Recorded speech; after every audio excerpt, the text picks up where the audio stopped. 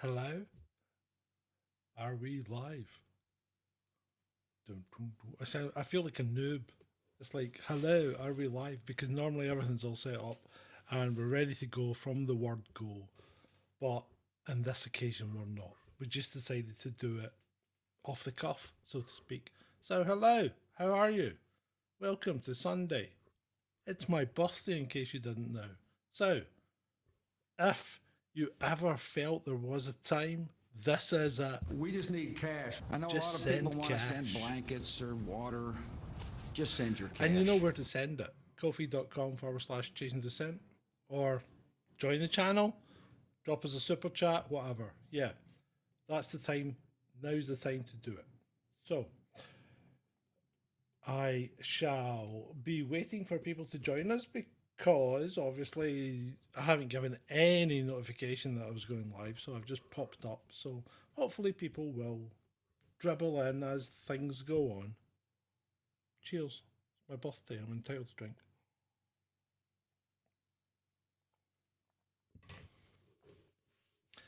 Come on, people. Come on in there. Come on in there. Oh, hi. Hi, Julie. Hi, Julie. Good. People are arriving. Excellent. Um, Yay, it's working. So, hi, Julie.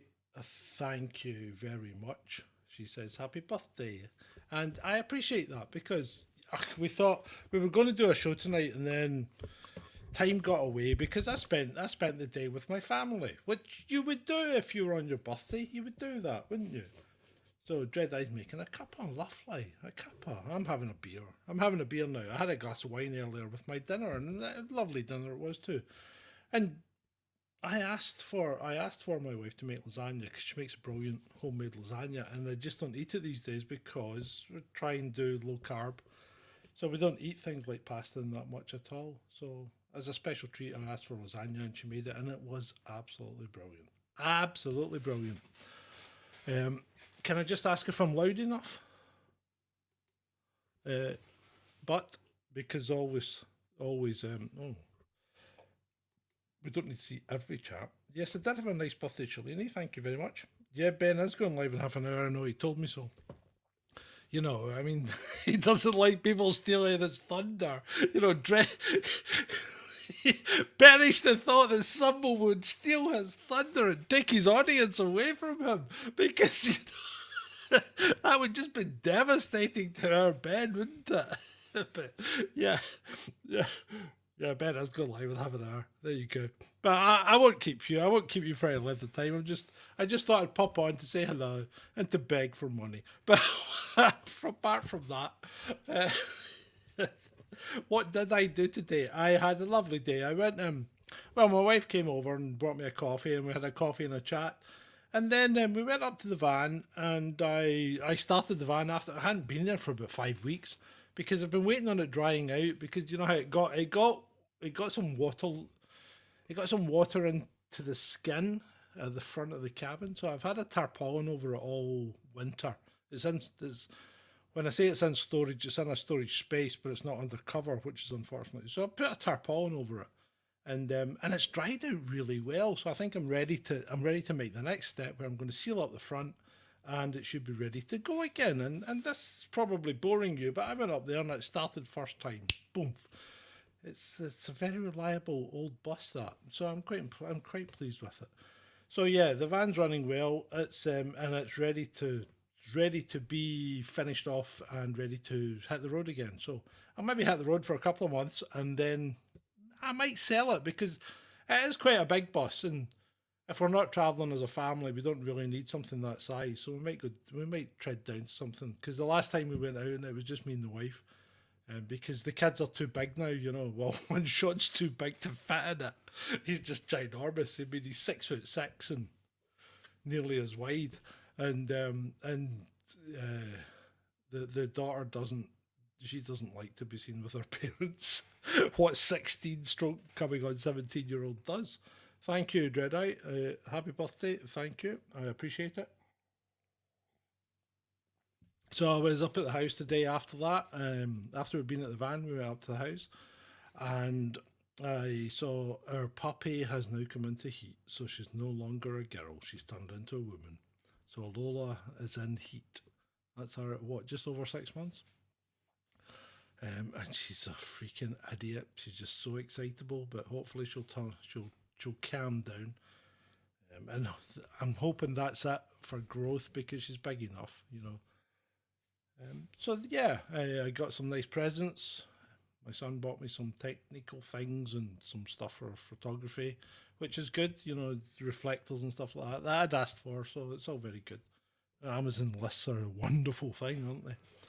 And what else? I've got some other stuff to come, but you know, I'm not precious about it. My wife baked me a cake, which is very nice of her because you know I'm supposed to be on a diet. But so I brought half the cake down the road. I'll leave the other half for the daughter to scoff because she's skinny and she can do that. And I had a lovely meal and a glass of wine, and then I've come back down the road to the studio to support Ben, who's on at 8:30, and then I'm going to watch the Grand Prix at 9. So if Ben runs past 9 o'clock, then tough, I won't be watching it because the Miami Grand Prix is on at 9, and we were going to go live tonight, but you know, I really want to watch that, so I enjoy it. It's my birthday. I'm going to do what I want for a change. So yeah, that's what I'm going to do tonight. I'll have a few beers probably while I'm watching it, and then I'm back on the diet tomorrow. As you can see, we have rediscovered the wonders of hair product because you know what? It's just too dark. Sorry, it's not too dark. It's too light. I'm just getting too light, so I can't take it. It doesn't look good on film. That's my excuse anyway. That's my excuse anyway. So I've gone back to being a little darker than I naturally should be. But hey, Ben Dice has hair too, and he's only 30 something. Oh. Yeah. Oh, you'll be getting cake, Dread Eye. Don't worry. You will definitely be getting a sample box, and some other people may as well. But so the cake baking, the bakery has been completed more or less. So I'm starting a website for it as well. So that'll be, and a YouTube channel. So you won't be left out. So La Patisserie Bakery. But yeah, so I'll send you links to it, and we'll be able to keep up. We'll be able to keep up on that. There'll be loads of different cake because I'm going to send you a sample box, guys. There'll be biscuits. There'll be things like Paradise Slice, Empire Biscuits.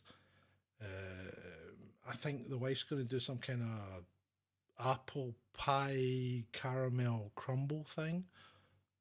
So there'll be loads of little samples coming your way, and you know what? We might even ship them out if they're good enough. You know, we might ship them next day to people. We might sell them online, so no problem with that. But our intention is to try and do business to business. Although there's been a lot of interest locally, so we're going to open like on a Friday and sell cakes to the people around us because I think that'll go down pretty well. We've done some sample tests just locally with the people here, and we're going to have a tasting day, so that should be pretty good. So we're quite excited about that because I think in real terms it's easier to make people fat than it is to make them fit, and they seem to appreciate you more if you try and make them fat. So, but you know what? Everybody can make up their own mind, and it's up to them what they want to do. Now, I think we'll be a little bit serious just for a minute, and you know, you guys have been going on about the chemtrails and things, and I've been pushing back on it to a degree, and you've been I've been asking you to send me stuff to prove that the chemtrails are in operation. And really, I only got a couple of things, and one of them was an FOI request from 2014, which basically was a letter to the government saying, "Can you show me the chemtrail, the stuff that you're doing as far as climate modification goes?" And a letter back from the government saying, "Yes, you're perfectly entitled to ask for it, and we don't do it." So that wasn't terribly conclusive, was it? But I've had a look into it, and and someone sent me a paper on. I think it might have been Shalini, sent me a technical paper on jet fuel, and you know, jet fuel is kerosene basically. It's it's paraffin. And okay, it's a pure version of paraffin, but it is paraffin, and that's what they burn in jet engines. And jet engines burn at quite a high temperature because they're being force fed fresh air at an incredible speed. Because when you think about it, when they're up at 35,000 feet, they're doing 500, 600 miles an hour. So they're getting force fed fresh air at a good rate of knots. And they're burning paraffin as it goes through the jet nozzle and heating it up. And that provides a propulsion, which is fine. Now, there are things in the jet fuel that are going to be classed as particulates in foreign matter, things like sulfur. And sulfur seems to be the biggest problem because there's quite a lot of sulfur in kerosene, stroke paraffin, stroke jet 1A, whatever you want to call it. So that's a kind of a problem because jet fuel and it's not straightforward because jet fuel when you burn it is considered to be is to be a contributor to global warming, right? Because it puts pollutants into the air. But part of it also is considered as a contributor to global cooling because it puts pollutants into the air.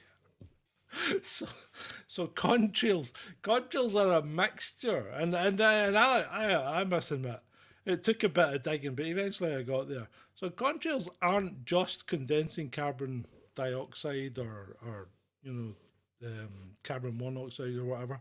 It's not just the products of combustion that condense to make contrails. It's it's a combination of the atmosphere, what's coming out of the jet engine, the temperatures and whatever. And you will get contrails at different heights and different quantities and different spread patterns. And generally, contrails last between 30 minutes and 10 seconds, which is fine. That's fine. And normally, if you look up and you see a contrail from an aircraft going across the sky and it's spreading out and it doesn't dissipate, then that's probably been a high, there's probably been a high amount of sulfur in that fuel. And what that's done is it's made what they call stratospheric cirrus. So it's made like almost a cirrus cloud at high altitude. So you'd be up at 35,000 feet. Thank you very much, Julie. Julie sent me a donation on Ko-fi. Thank you so much. That is so lovely. So apart from that, so you're going to get this, and I didn't know they could do this. I didn't know this happened, but you get this kind of cirrus cloud that comes from aviation, and this is all what is recorded and put forward as science. It's been tested, NASA and all that. All these people agree with it. And now, whether you want to choose to believe that or not is entirely up to you, right? But you have to draw a line somewhere, and you have to think, well, no, everybody's probably trying to jog you on. So okay, we'll say, yeah, okay, and that means that sulfur is producing high level cirrus, which is fine because high level cirrus doesn't rain. You don't get rain from high level cirrus. You will get a little bit of dimming from sun's rays. So that contributes to global cooling. But overall, aviation is seen as a contributor to anthropogenic global warming. Okay, there you go. That's how it's seen. So any amount of dimming that's done from high level cirrus is minimal and doesn't really have that big an effect. Now, the one thing that not you guys, but the one thing that people seem to be obsessing on is the amount of rain that we get in this country. And I've been through this. This is a maritime climate. We get our climate from the Atlantic. What happens is the Gulf Stream comes up the coast of the east coast of North America. It comes across. It hits the cooling waters coming off of Greenland and the Arctic. It starts to dive down, but it gets to the UK as a warm stream. Which is why things like, I used to live in Ayr in Scotland on the west coast, and you can grow palm trees in Ayr because you know, because the sea never gets colder than 4 degrees centigrade. And you might think that's cold, but it never gets colder than 4 degrees centigrade, i.e., it never freezes. And at the latitude that Ayre's at in Scotland, it should freeze because Ayre's further north than Newfoundland. It's further north than much of Canada, so, you know, the north of the UK should be colder than it really is. It's the Gulf Stream that keeps it much warmer and on a kind of even keel. So there you go from that point of view. So the next thing is that we have the Gulf Stream comes across and gives us some heat. Yes, we have some degree of interference in our atmosphere, but the majority of the rain clouds come from the Atlantic, and the rain clouds come across and it will rain because the first thing it hits when it hits Scotland is a range of mountains. That's why Scotland's so wet anyway. The east coast is drier because it dumps a lot of the rain on the west as it's travelling across. And I mean, let's face it, England is a pretty green place as well. That dear green place, is it not? And you don't get to be that green without a lot of rain. So yeah, it rains a lot in England as well, and Wales, because Wales is on the west, so that'll get a lot of the rain. And Ireland gets a shit ton of rain. So yeah, we get a lot of rain, and I think people forget about how bad the rain used to be in the past because it's always been crap. That's why we talk about bad weather all the time. So cloud seeding or chemtrails aren't going to make rain out of nothing. If you can go up in cloud seed if you want, but if you're going to start cloud seeding, you've got to have clouds to seed. You cannot create rain clouds out of nothing, because if you create clouds out of nothing, like cirrus cloud from sulfur and jet emissions, it's not going to rain because there's no water vapor in it. That's the thing. You're creating a layer of cloud that isn't going to cause rain because it's dry. There's no water vapor in it. So if you want to bring water down to the earth, you've got the cloud seed. And dare I say it, living in the UK, you don't need the cloud seed because we get plenty. Now China is very green as well, and that gets loads and loads of rain. I mean, it's got huge rivers, like the Yangtze is a massive river, massive. But they were cloud seeding. They were cloud seeding before the Olympics. Remember when they held the Olympics?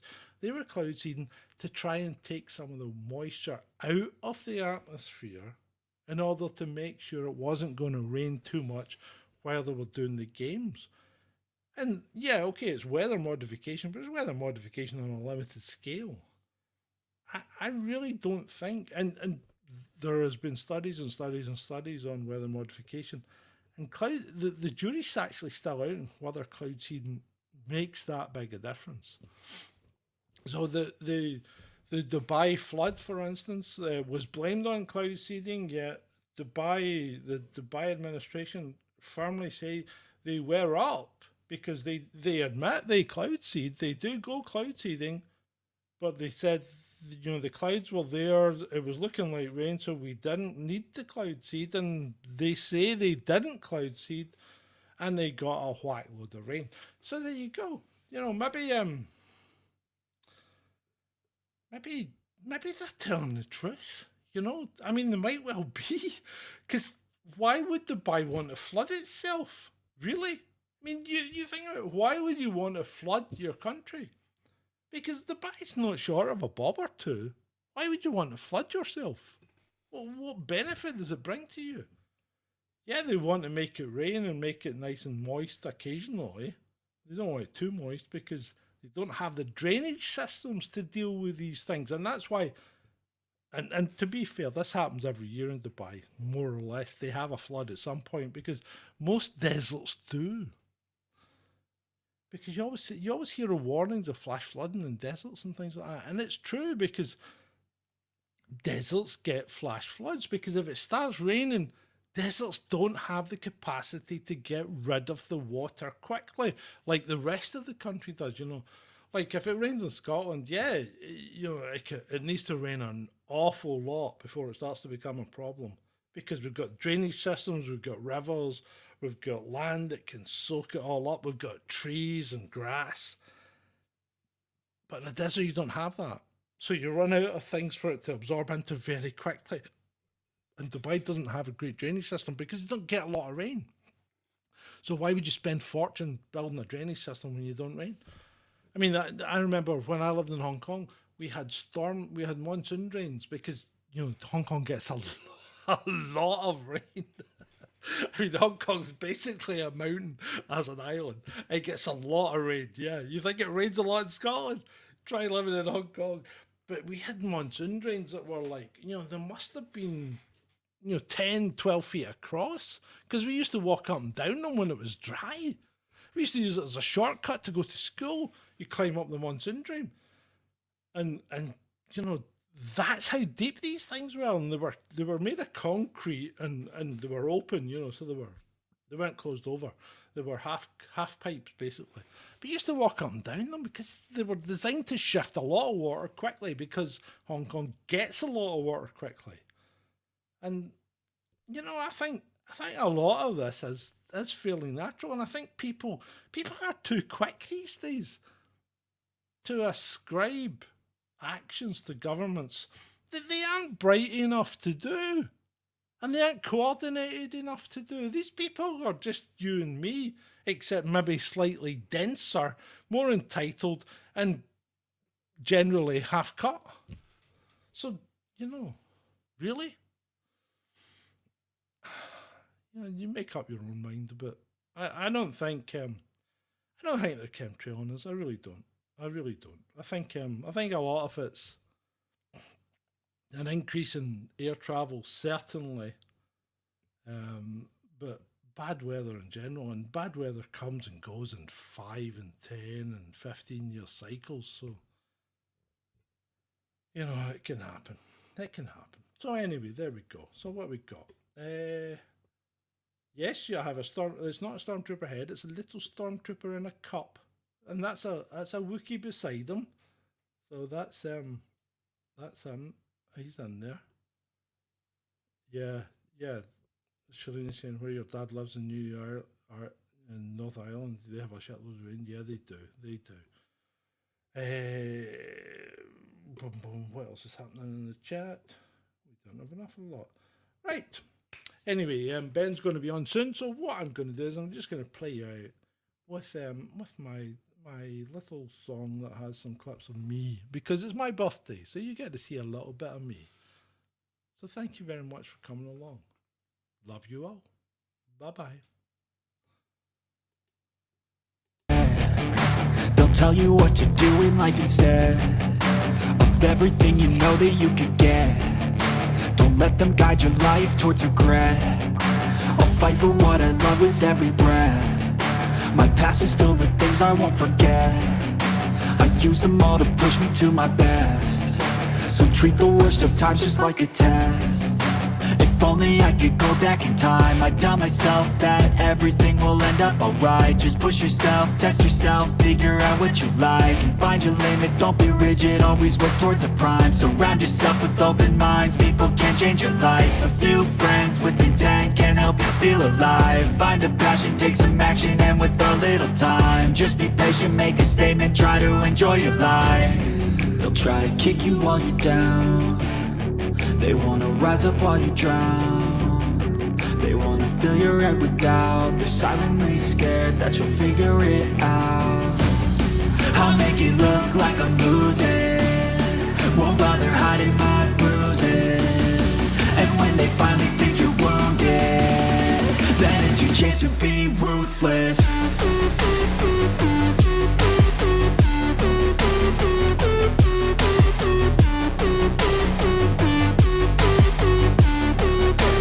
Chance to be ruthless.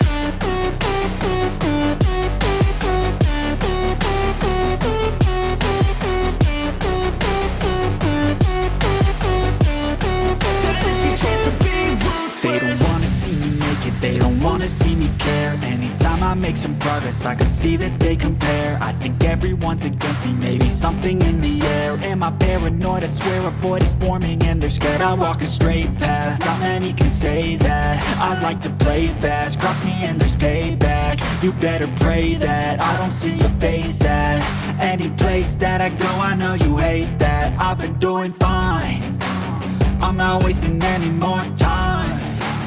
I live for the fight and the climb, and I think that the pain that's deep inside is what defines. So I won't give up, I'm gonna make it to the top. I don't care what's in my way, I swear I'm never gonna stop. I could fall flat on my face and I swear I will get back up. Cause I don't deserve a thing and the road ahead is tough. They'll try to kick you while you're down, they wanna rise up while you drown. They wanna fill your head with doubt, they're silently scared that you'll figure it out. I'll make it look like I'm losing, won't bother hiding my bruises. And when they finally think you're wounded, then it's your chance to be ruthless.